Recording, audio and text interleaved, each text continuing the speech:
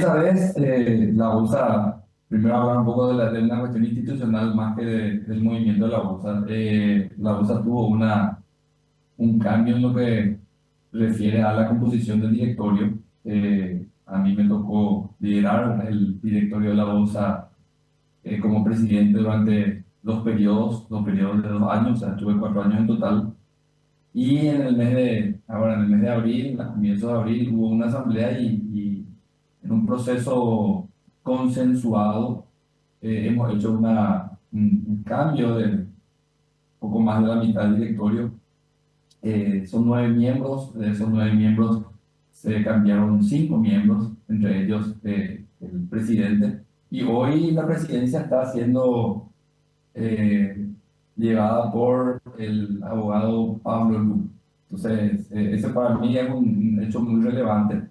Eh, pero de todas maneras, seguimos con la misma línea, o sea, como dije, fue un cambio consensuado y hay un plan de trabajo en la bolsa que no termina con la circunstancia de un presidente, ¿verdad? Sino que más que nada es un plan de trabajo a mediano y largo plazo que trasciende cualquier directorio y que busca seguir fortaleciendo la bolsa. Eso por un lado, y bueno, permitirme un poco también hablar de eso y agradecer a todo el equipo que durante estos 4 años fue acompañando el trabajo que fui liderando dentro del directorio y hemos cosechado una buena cantidad de éxitos, ¿verdad? Entre ellos, obviamente, el crecimiento sostenido del volumen del mercado, cosa bueno, que fue consolidada y eso se puede ver en los números de, de enero a marzo. De enero a marzo se negociaron un poco más de 1.600 millones de dólares, que hace suponer de que el año 2025 sea otra vez un año de muchísimo movimiento. Así que, nada, el mes de marzo fue un año otra vez, perdón, sí, el mes de marzo fue un mes otra vez que tuvo un crecimiento en relación a marzo del año pasado. Creo que tuvimos un poco más del 40% por arriba. Y bueno, y en el acumulado del año estamos poco más del 35% por arriba de lo que habíamos hecho en el 2024. Ahora, volviendo a lo que mencionabas al principio, estos cambios que, bueno, en mayor medida son consensuados también, habla a las claras de la consolidación del sistema bursátil en Paraguay. Como decías, más allá de las personas. Entonces, la tarea continúa y seguir haciendo más de lo que se está haciendo porque van por buen camino y eso es muy importante también para todo el sistema y para lo que se ve afuera. ¿Es así, Eduardo? Así mismo es, así mismo es. Yo te diría, no solamente hacer más de lo que se viene haciendo, sino yo creo que es importante también hacer un análisis de lo que hicimos, pero también un análisis de lo que dejamos de hacer. Yo creo que la bolsa tiene que ser más inquieta en lo que respecta a la incorporación de nuevos productos. La bolsa de Paraguay hoy está muy enfocada a renta fija. Si bien es cierto, en los últimos años la renta variable fue cobrando también un poco más de preponderancia, todavía es muy incipiente. La renta fija, entiéndase, principalmente bonos, eh, ocupa más del 90% del volumen total del movimiento de la bolsa.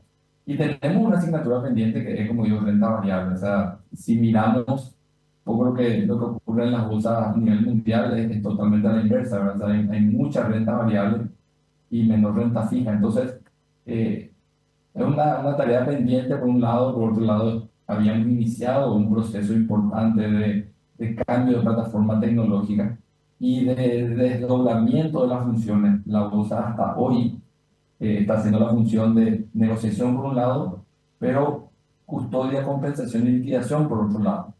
O sea, la negociación de la compra-venta y la custodia, compensación y liquidación es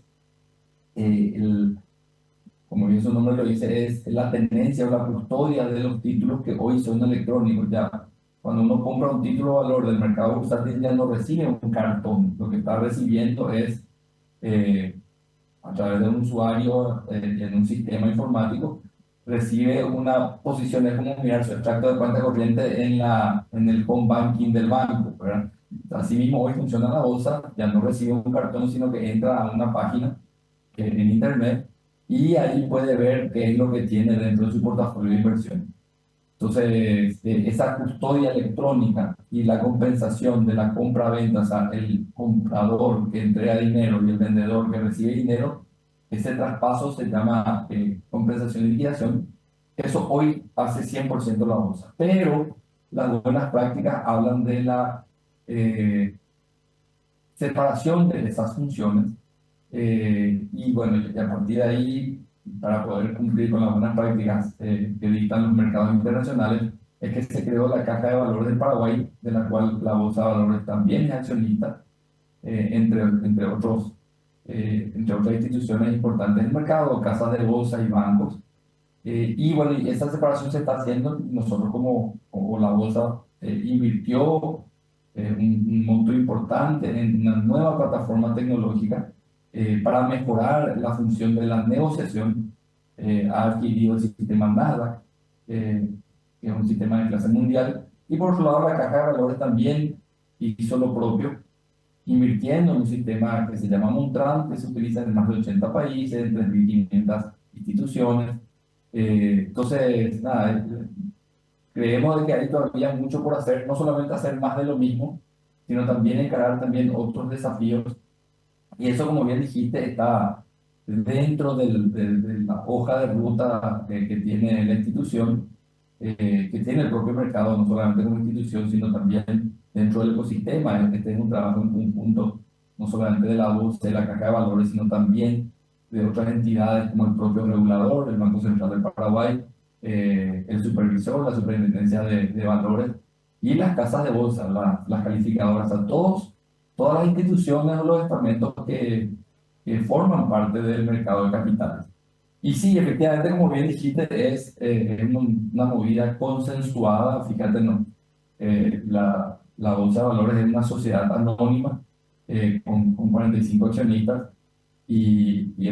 se presentó una lista consensuada en la asamblea que fue aprobada por unanimidad y hubo un traspaso desde el plan de trabajo, ¿verdad? Del directorio saliente al directorio entrante, donde 4 de esos 9 miembros se mantienen. Entonces, eh, nosotros somos convencidos de que a la institución hay que darle fuerza y la institución es la propia institución y no las personas. Es por eso que somos eh, o promovemos la alternancia. Bueno, como digo, esta rotación de directores siempre es sano para atraer gente con nuevas ideas que complementen lo que se venía haciendo y entonces, como yo no hacer más de lo mismo, sino también ampliar un poco el espectro del trabajo que se viene haciendo. De lo que estabas mencionando, Eduardo, me surgen dos consultas. La primera tiene que ver con el proceso de digitalización del que hablabas. Requiere seguramente un alto grado de seguridad. Y en ese aspecto, ¿cómo trabaja la bolsa? Porque sabemos, hay avances tecnológicos, hay avances digitales, pero también la delincuencia a la vanguardia de esos avances está al acecho. ¿Cómo trabajan desde la bolsa la materia de seguridad digital? No, esa es una pregunta muy interesante porque efectivamente escuchamos eventos que se van generando a nivel mundial. Por eso que la bolsa no escatimó en invertir en una plataforma, como dije antes, de clase mundial. Eh, los requisitos o las exigencias a nivel de seguridad no las pone la bolsa, en este caso en particular, sino las pone el proveedor del sistema informático. ¿Quién es el proveedor del sistema informático? Es la empresa Nasdaq, que además de ser la bolsa electrónica más grande de Estados Unidos y una de las más grandes del mundo, es proveedor de sistemas. Obviamente generó tanto desarrollo para su propio uso que se convirtió en un vendedor de sistemas informáticos. Y nosotros fuimos y adquirimos el sistema de esta empresa. Entonces, fíjense, estamos entrando en un mundo de exigencia internacional de mercados altamente sofisticados. Cuando hablábamos con la gente de Nasdaq nos decían, cuántas transacciones tienen por segundo, cuántas transacciones tienen por segundo. Y la Bolsa de Paraguay tiene unas entre 3.000 y 4.000 transacciones por mes. O sea, imagínense eh, la distancia, estamos a años luz de mercados como esos donde ellos transaccionan, tienen cantidad de transacciones por segundo y nosotros transaccionamos, nos pedimos nuestras transacciones por mes, ¿verdad?